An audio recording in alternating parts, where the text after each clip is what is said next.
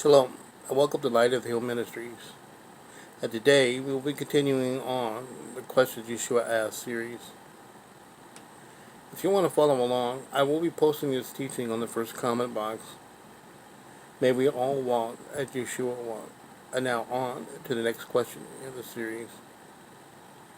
Preaching on the mountaintop, Yeshua lists several things a disciple of his is. One who is humble, comforts, meek, hungers after righteousness, compassionate, and a clean heart. He also tells them they are the salt of the earth. And the question he asks them and us is this: you are salt of the earth, but if the salt becomes tasteless, how shall it be seasoned?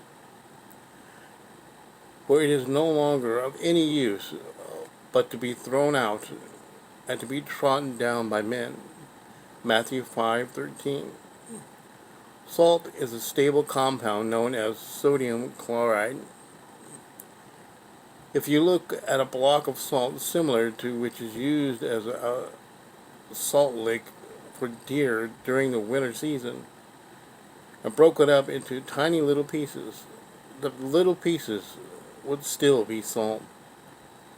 If you and I did an experiment using table salt, the same salt you use for cooking, and mix the salt in a glass of water, and then place the glass in the open under the hot summer sun to allow for evaporation, the salt would remain in the glass, and if tasted, would taste just like salt. It is impossible for salt to be anything else but salt. So how does salt lose its saltiness?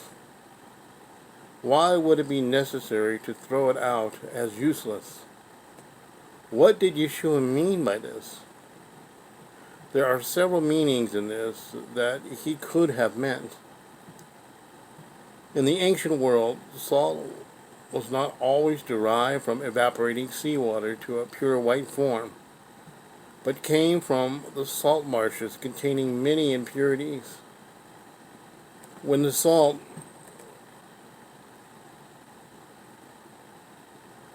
from this salting concoction leached out from the dampness, it left behind a diluted residue which was worthless. So the residue was thrown out on the street to be trampled underfoot. Or sometimes this diluted residue, this savorless salt, was scattered on the rooftops to help harden the soil and prevent leakage. We need to remember the roof to some homes was a place to meet or use to store things. So if you used your rooftop regularly, this salty residue was literally trampled underfoot. It was also normal to have the cooking ovens outside. The ovens were made of stone with a layer of tile underneath. To help retain heat, a thick bed of salt was placed below the tiles. After a length of time, the salt lost its ability to help retain heat. So it was removed from underneath the tiles and thrown out into the road, again to be trampled underfoot. It really doesn't matter what it was used for they understood Yeshua's reference to it and made the point clear to them. And what exactly was that point? The point he was making was about their role in society. And we, as his disciples, need to be salt that is useful, that is effective, and makes an impact and impression upon those around us. And the things that make us useful and effective are things Yeshua listed earlier in his sermon: being humble, comforting, being meek, hungering after righteousness, being compassionate, and having a clean heart. These are the seasons, if you will, that will help others into the kingdom of Elohim. Anything else is useless. And what we lack, we add to the ingredient of our lives. If we lack compassion, we sprinkle a bit of it in our lives. If we lack humility, then we add that into the ingredient of our lives. It's up to you what that is. All we need to do is look into the pantry of our heart and see what is missing and apply it. Salt also helps with decay in that when rubbed on meat, it preserves it. As a preservative, we keep out the poisons of life that affect others' behavior.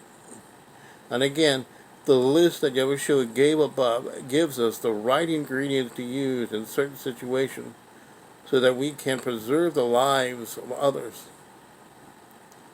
Do you remember the old saying how someone might describe another as the salt of the earth? That was a compliment, wasn't it? It was saying this person was a solid citizen, a backbone kind of person, someone you can count on, respectful, useful, possessing great integrity and worth. Well, Yahushua challenges us as his followers to be the light of the earth, or the salt of the earth, to add our flavoring wherever we go. Are we adding flavoring wherever we go? Leviticus 2:13 tells us, and season with salt every offering of your grain offering, and do not allow the salt of the covenant of your Elohim to be lacking from your grain offering. With all your offerings, you bring salt. All your offerings you bring with salt. How do we do that in today's age of no temple and no priesthood to bring this offering? And we know that we are to be living sacrifices, as Paul says. I call upon you, therefore, brothers, through the compassion of Elohim, to present your bodies a living sacrifice, set apart, well-pleasing to Elohim, your reasonable worship. Romans 2:12:1. It is clear then that if we are to be a sacrifice, living unto Yahweh, then we too are to be salted. For all sacrifices must have salt. That is to say, preserve the character of Yahushua in our lives by listening to the Master and what it means to be a disciple. Mark 9:49-50. For everyone shall be seasoned with fire, and every offering shall be seasoned with salt. Salt is good, but if the salt becomes tasteless, how shall you season it? Have salt in yourself, and be at peace among one another. Luke 14:34-35. The salt is good, but if the salt becomes tasteless, with what shall it be seasoned? It is not fit for land, nor for manure. They throw it out. He who has ears to hear, let him hear. Yahushua is speaking of salt at different points in his ministry. One at the Sermon on the Mount, connected, as we said earlier, to the character of a disciple. Second, Mark speaks of it in the context of not causing offense or others to sin. In other words, it is clear that salt carries with it significant meaning in our lives, being offered up as a daily living sacrifice. But why salt? What is it about salt that gives the offering as being acceptable and carrying such depth of meaning? In the Leviticus offering, salt was used as a preservative to typify the eternal nature of the covenant of salt, existing between Yahweh and Israel. The term covenant of salt refers to an everlasting ordinance, but as a figurative form of expression found upon the conservative property of salt, which keeps meat from corruption. Salt is also a cleansing and healing agent, and it renders the slaughtering animal unsusceptible to outside influences, and is a very clear reminder to us that the absolute covenant of Yahweh is not to be altered in any way. Salt can be ground up finer and finer, yet it is always salt. So too with the word of Yahweh. We can dig deeper and deeper and make it finer. It is still his eternal word. The Hebrew word for salt is melach, and to season with salt is malach, which also means to rub with salt. The understanding of the Hebrew word for salt gives us the meaning and picture of that which is pulverized into fine grain. But we also have to ask, how does salt lose its saltiness or flavor? Simple, by not being used and being exposed to the elements. As followers of Messiah, as a daily living sacrifice, we are called in a sense to be salty believers.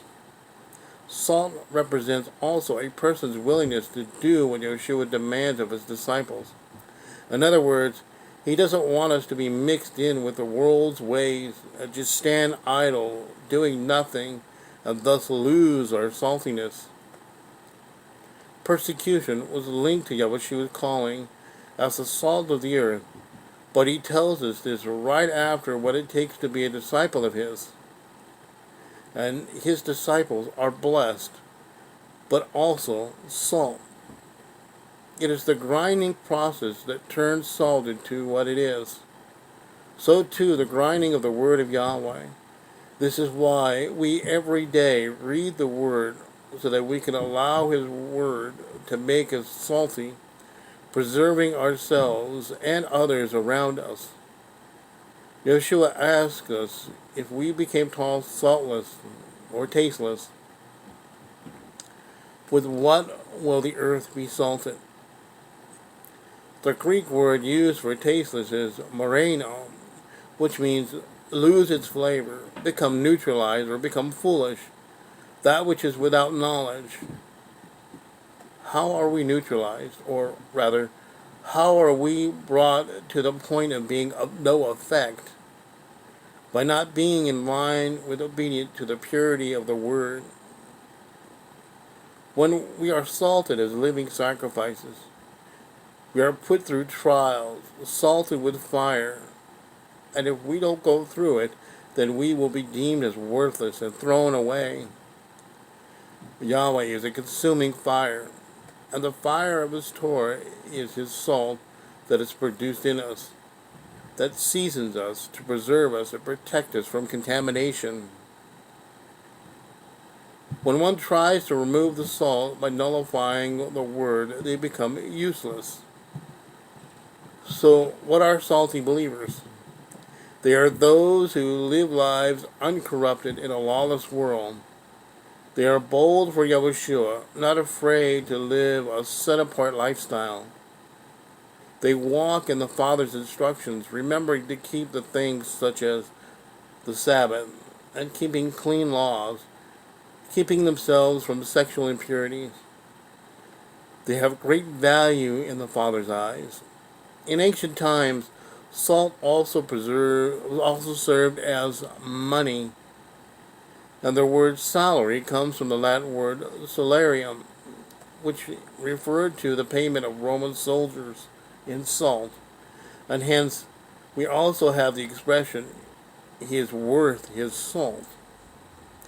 The Roman soldiers would be paid in large chunks and not grind up their portion until it was ready to be used, so that it would maintain its flavor and properties. He made us a covenant of salt, and because of that, we are of great value, and if we retain that saltiness, then we will be eternal. Salt, as we know, seasons, and in Colossians 4:6, we're told that our words must always be seasoned with salt, knowing how to answer.